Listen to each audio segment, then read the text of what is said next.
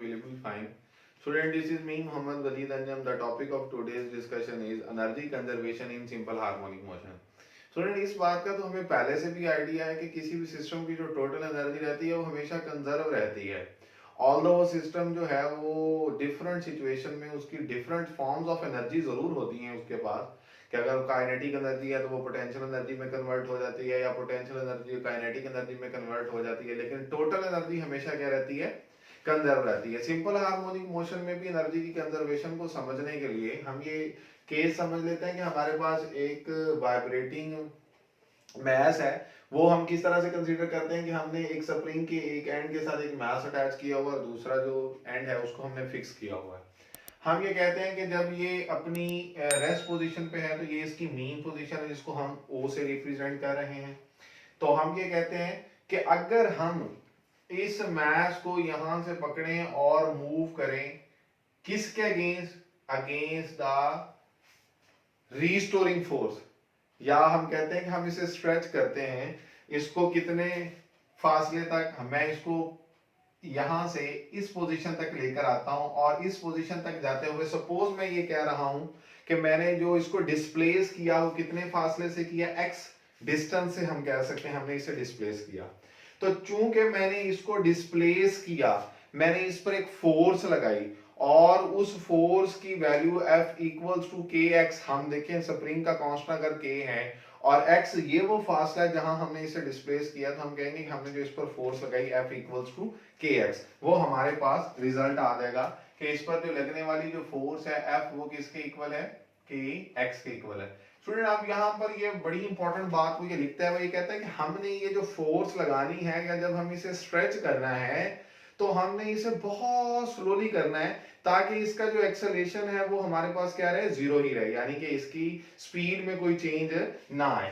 तो हम यहां पर रिजल्ट ये लिखते हैं, stretching is done slowly, stretching is done slowly so that acceleration will remain equals to zero। ये बड़ा इंपॉर्टेंट पॉइंट है। अब हम ये कहते हैं कि हमने उसको डिस्प्लेस किया, जाहिर सी बात है हमने उस पर एक फोर्स लगाई। वो इस लिहाज से कहता है कि जब हमारे पास डिस्प्लेसमेंट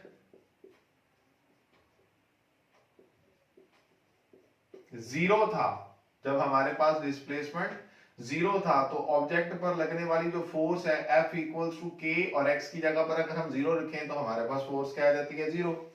और जब हमारा डिस्प्लेसमेंट x कोई भी एक डिस्प्लेसमेंट है, मेन पोजीशन से आपने जितना भी इसे डिस्प्लेस किया है, तो हम उसके लिए भी लिख लेते हैं व्हेन डिस्प्लेसमेंट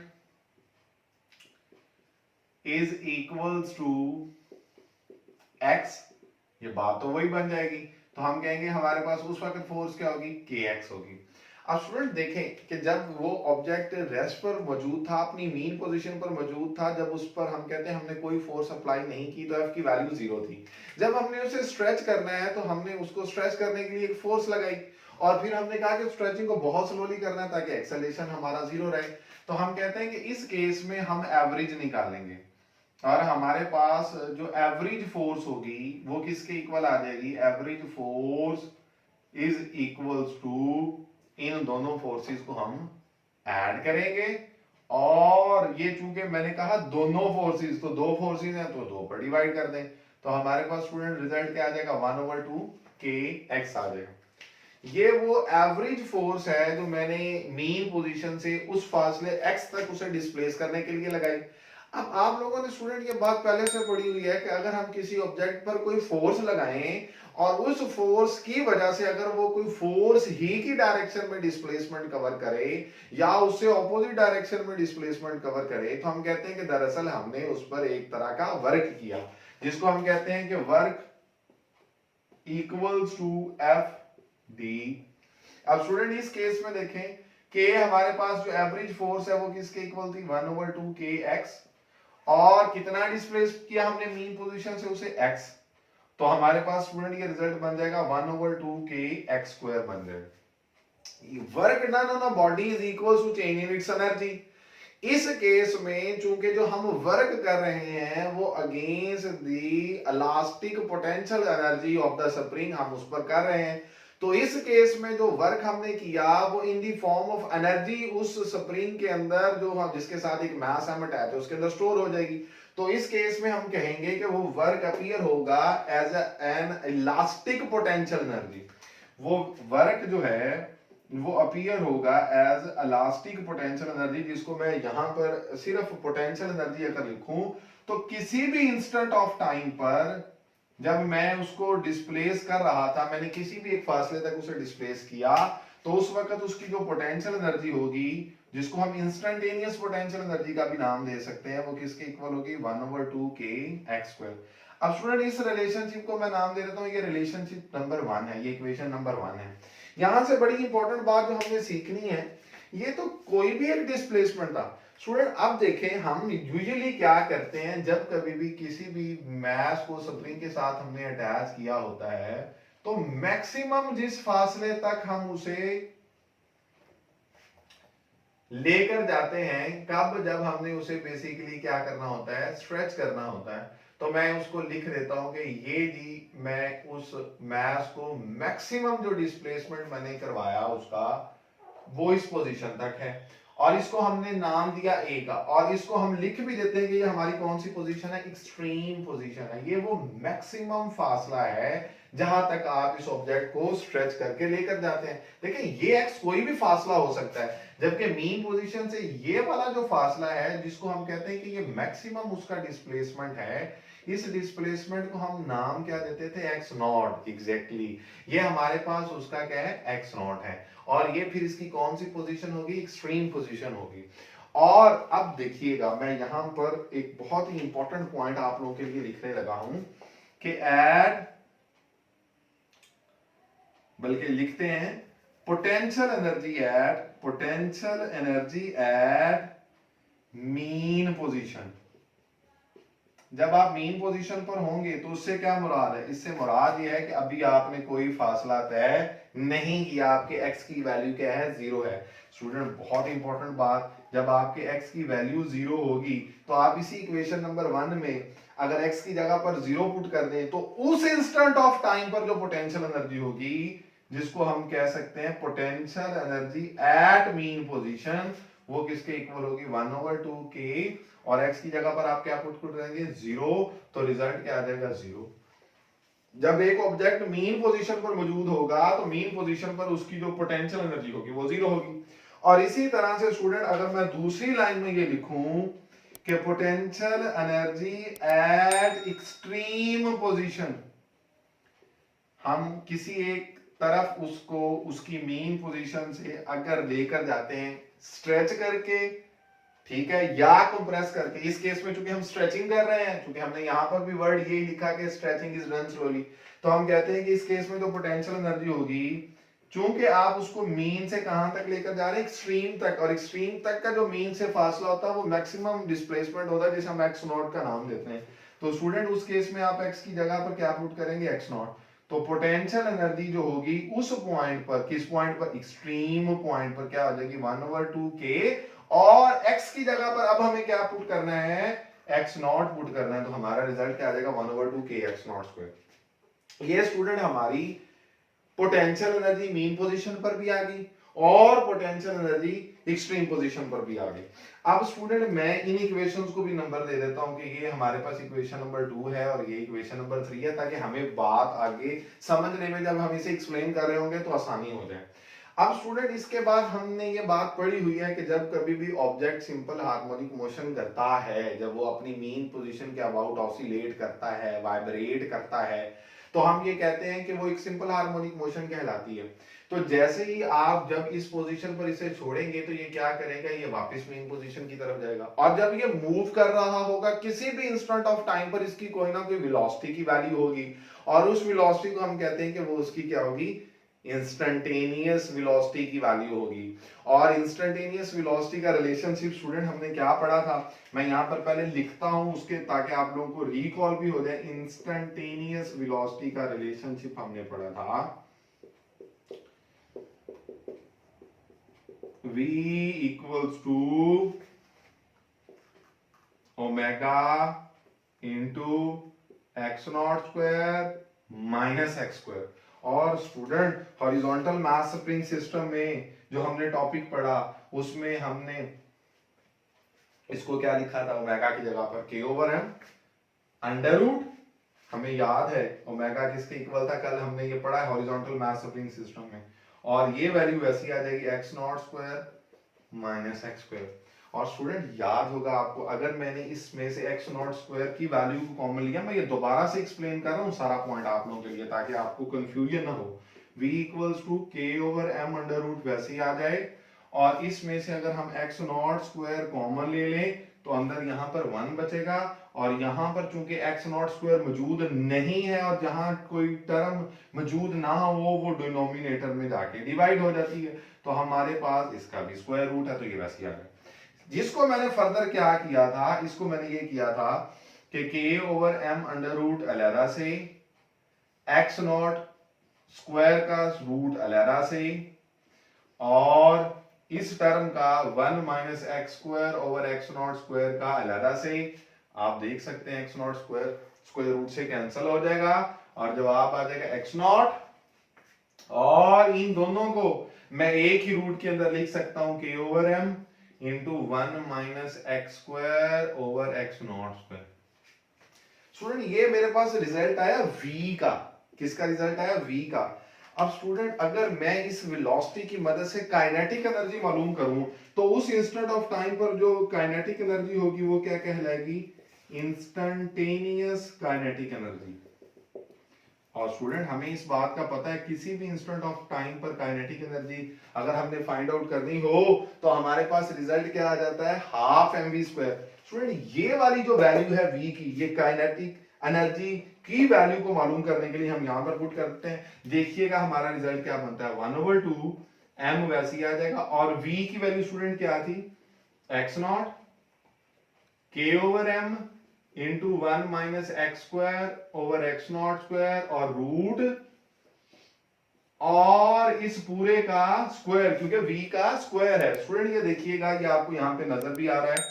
अगर हम यहां पर देखें तो हमारा रिजल्ट क्या आ जाएगा, काइनेटिक एनर्जी जो कि इंस्टेंटेनियस है, किस इंस्टेंट ऑफ टाइम पर, जब उसका फासला हमारे पास जनरली x है, तो हम कहते हैं हमारा रिजल्ट क्या आ जाएगा, हाफ वैसे ही आ जाएगा, एम भी वैसे ही आ जाएगा। इधर देखिएगा एक्स नॉट का स्क्वायर है तो ये एक्स नॉट स्क्वायर हो जाएगा, k over M under root, और ये स्क्वायर स्क्वायर रूट के साथ क्या हो जाएगा, कैंसिल हो जाएगा। ये देखिएगा ये स्क्वायर स्क्वायर रूट से कैंसिल हो जाएगा क्योंकि एक्स नॉट का स्क्वायर मैंने लिख लिया। तो जवाब बन जाएगा k over m into 1 minus x square over x not का स्क्वायर। तो स्टूडेंट यहां से देखें ये m इस m के साथ कैंसल, और हमारा रिलेशन क्या बन जाएगा, 1/2 के x not square into 1 minus x square over x not square. ये हमारे पास स्टूडेंट्स रिजल्ट बन गया काइनेटिक एनर्जी इंस्टेंटेनियस का, और इसको मैं इक्वेशन नंबर 4 लिख देता हूं। स्टूडेंट अब इस इंस्टेंटेनियस काइनेटिक एनर्जी के फार्मूला में अगर मैं x की जगह पर अगेन जैसे मैंने यहां पर पुट किया था पोटेंशियल एनर्जी मीन पे और एक पोटेंशियल एनर्जी एक्सट्रीम पे, वही वैल्यूज यहां पर पुट करके देखते हैं काइनेटिक एनर्जी का क्या रिजल्ट आता है। अब अगर हम मीन पोजीशन पर, हम जैसे पहले पढ़ चुके हैं, मीन पोजीशन का मतलब है उस वक्त x की वैल्यू क्या होगी, 0। हम इसी रिलेशन में जो इक्वेशन नंबर 4 है अब इसको फिर लिखेंगे काइनेटिक एनर्जी, चूंकि मैंने अब वो इंस्टेंट जाहिर कर दिया कि वो इंस्टेंट कौन सा है, मीन। तो मीन पोजीशन पर काइनेटिक एनर्जी के लिए x की जगह पर क्या रखेंगे, 0। 1/2 के x not square into 1 minus x की जगह पर क्या लिखेंगे, 0। इस x की जगह पर आप क्या पुट करेंगे, 0, और 0 का square divided by x nought का स्क्वायर। किसी भी टर्म के ऊपर अगर 0 है तो 0 डिवाइडेड बाय समथिंग 0 ही आंसर आ जाएगा, तो ये फैक्टर खत्म हो जाएगा।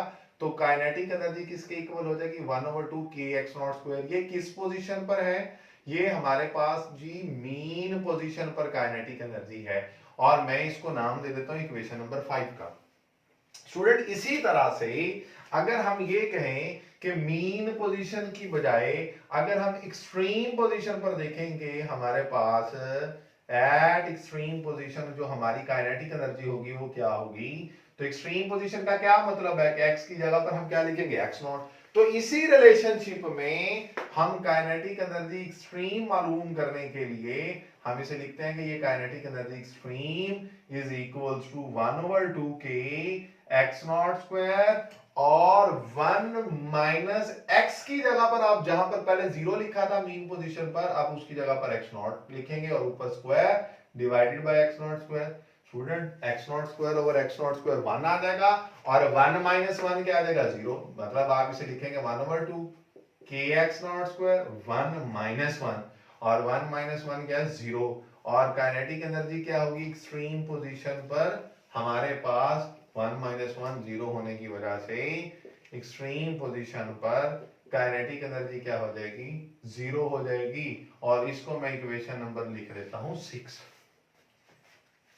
स्टूडेंट अब हमने काम अपना कर लिया मुकम्मल। डिफरेंट इंस्टेंट्स ऑफ टाइम पर हमने क्या किया काइनेटिक एनर्जी की वैल्यू को और पोटेंशियल एनर्जी की वैल्यूज को फाइंड आउट कर लिया।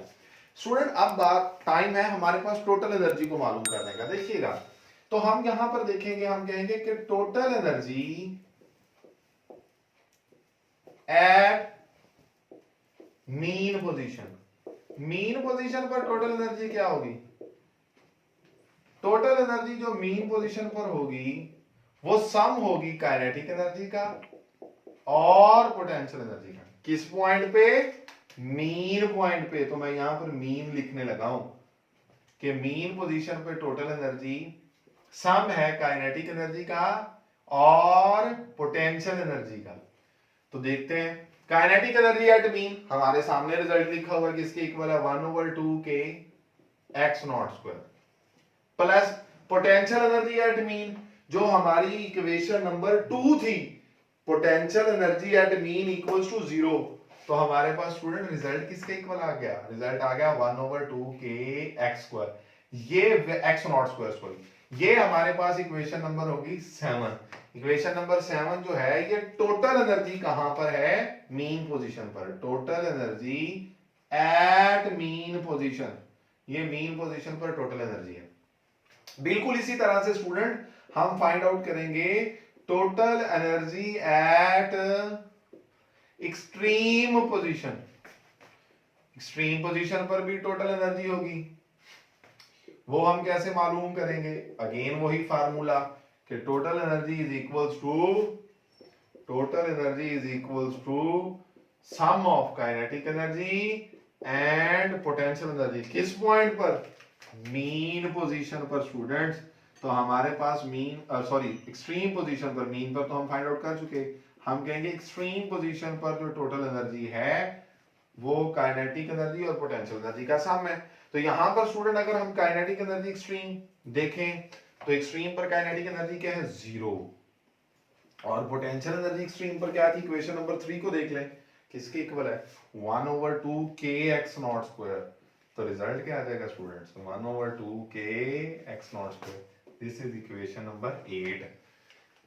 स्टूडेंट हमने क्या देखा कि मीन पर काइनेटिक मैक्सिमम है और पोटेंशियल 0 है हमारे सामने और टोटल एनर्जी ये है, और एक्सट्रीम पर हमारे पास काइनेटिक 0 है, हालांकि मीन पर काइनेटिक मैक्सिमम थी, एक्सट्रीम पर काइनेटिक 0 है। काइनेटिक 0 क्यों है, क्योंकि एक्सट्रीम पर जाकर ऑब्जेक्ट रुक जाता है, उसकी वेलोसिटी 0 हो जाती है। यहां पर काइनेटिक एनर्जी एक्सट्रीम पर 0 हो जाएगी और पोटेंशियल एनर्जी एक्सट्रीम पर क्या होगी 1/2k x नॉट स्क्वायर। किस इक्वेशन से, इक्वेशन नंबर 3 से। रिजल्ट दोनों को देखें 7 और 8 को, तो दोनों की वैल्यूज क्या सेम है या डिफरेंट है, सेम है। साबित क्या हुआ, साबित यहां से ये हुआ कि टोटल एनर्जी हमेशा कंजर्व रहती है चाहे आप जिस भी पोजीशन पर हो, चाहे मीन पर हो या एक्सट्रीम हो। अगर इस बात की समझ नहीं आई तो एक और पॉइंट देख लेते हैं। हम कहते हैं total energy at any instant, जिस इंस्टेंट पर आपका जो फासला है, व्हेन डिस्प्लेसमेंट इज x, ये x से मुराद क्या है, ना ये x 0 है मतलब हम मीन पर नहीं है, ना ये x नॉट है मतलब हम एक्सट्रीम पर नहीं। x फासले पर हमारे पास जो टोटल एनर्जी होगी वो क्या होगी, वो भी हमने लिखी हुई है। हमने ये कहा जब ऑब्जेक्ट x डिस्टेंस पर होता है उस वक्त उसकी जो पोटेंशियल एनर्जी, वो इक्वेशन नंबर 1 के मुताबिक क्या थी, टोटल एनर्जी इंस्टेंटेनियस। मैं उसे लिखता हूं कि x इंस्टेंट पर जब हमारे पास फासला x था equals to kinetic at x, जिसे हम इंस्टेंटेनियस का नाम देंगे, पोटेंशियल एट x, जिसे हम पोटेंशियल इंस्टेंटेनियस का नाम देंगे। स्टूडेंट वैल्यूज पुट कर लेते हैं। Kinetic at instantaneous, equation number हमारे पास किसी इंस्टेंट ऑफ टाइम पर, इक्वेशन नंबर 4, ये हमारे पास काइनेटिक एनर्जी थी इंस्टेंटेनियस, और ये इक्वेशन नंबर 4 मैं यहां पर लिखने लगा हूं 1/2 k x not square into 1 minus x square over x nought का square plus potential energy instantaneous, और किसी इंस्टेंट ऑफ टाइम पर जब डिस्प्लेसमेंट x होता है तो इक्वेशन नंबर 1 देखिएगा स्टूडेंट, बेशक आप वीडियो को वापस करके भी देख सकते हैं। तो हमारे पास इक्वेशन नंबर 1 देखिएगा वो किसके इक्वल होगी, 1/2 k x स्क्वायर। तो 1/2 k x स्क्वायर जो पोटेंशियल एनर्जी उस इंस्टेंट पर जब डिस्प्लेसमेंट x था, और उस इंस्टेंट पर जब डिस्प्लेसमेंट x है तो काइनेटिक एनर्जी, हम इसको सम करते हैं। ये रिजल्ट क्या आ जाएगा, 1/2 k x नॉट स्क्वायर को इधर मल्टीप्लाई करेंगे, इस टर्म को इसके साथ मल्टीप्लाई करेंगे तो 1/2 k x not square minus 1/2 k x not square वैसे ही आ जाएगा, और जब इसके साथ मल्टीप्लाई होगा तो x square over x not square plus यहां पर ये टर्म वैसे ही आ जाएगी 1/2 k x स्क्वायर।